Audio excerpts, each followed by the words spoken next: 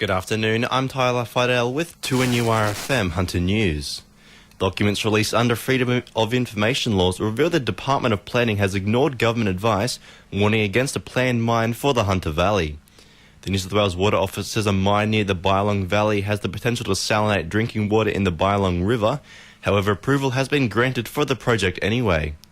Georgina Woods from the Lock the Gate Alliance says the proposal will threaten prime agricultural land. It will directly open cut land that has been mapped as being strategic agricultural land. It's going to cause 10 metres drawdown in a productive aquifer that is currently being used for irrigated agriculture. It's an utterly unacceptable mining proposal. We hope that the revelations of these documents will cause the New South Wales Department of Planning to reverse its recommendation that this mine proceed.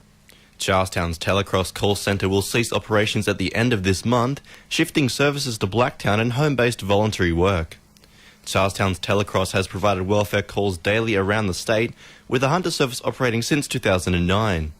Red Cross Regional Operations Manager Ben Clark says the closure is a transition, but all volunteers will be reabsorbed into other programs. They are more than welcome to stay on board with our community telecross program, we also have some face-to-face programs that we work with elderly Australians experiencing social isolation as well, and they're able to transition over into those services.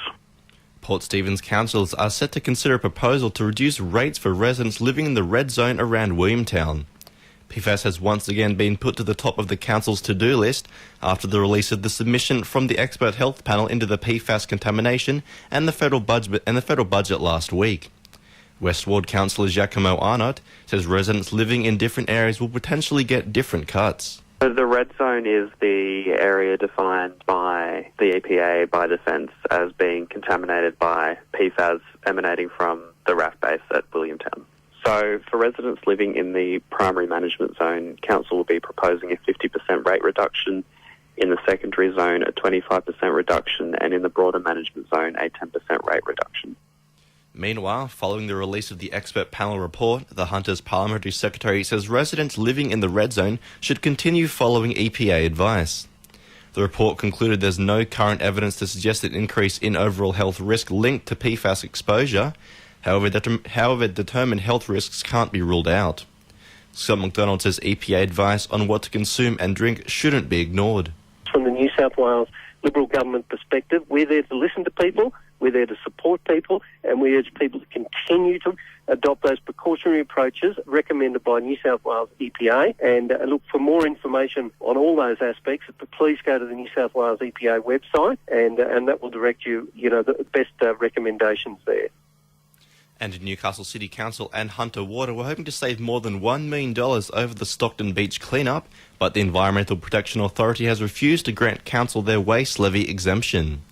The EPA is able to grant exemptions from paying the waste levy if a severe weather event has caused a rubbish exposure, but the EPA is unable to grant the exemption because the Office of Emergency Management didn't classify the storm in January, which uncovered the rubbish tip as severe enough.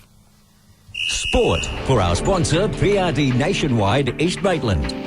Plans to quicken the game of rugby league up are being called more and more penalties that were given away in the Knights' loss to Penrith on Friday. The side was left ruining a number of costly penalties and ill discipline in the defeat, as the Knights now sit in 10th on the ladder.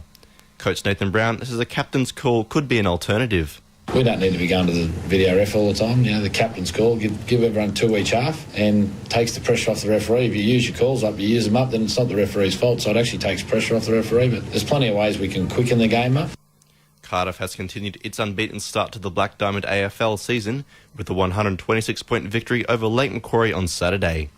Elsewhere, Warners Bay easily counted for Nelson Bay, while Newcastle City downed Singleton. And the Newcastle North Stars have climbed up to 5th on the National Ice Hockey ladder after back-to-back wins in Melbourne over the weekend. 2NURFM News Time is coming up to 11 past 12.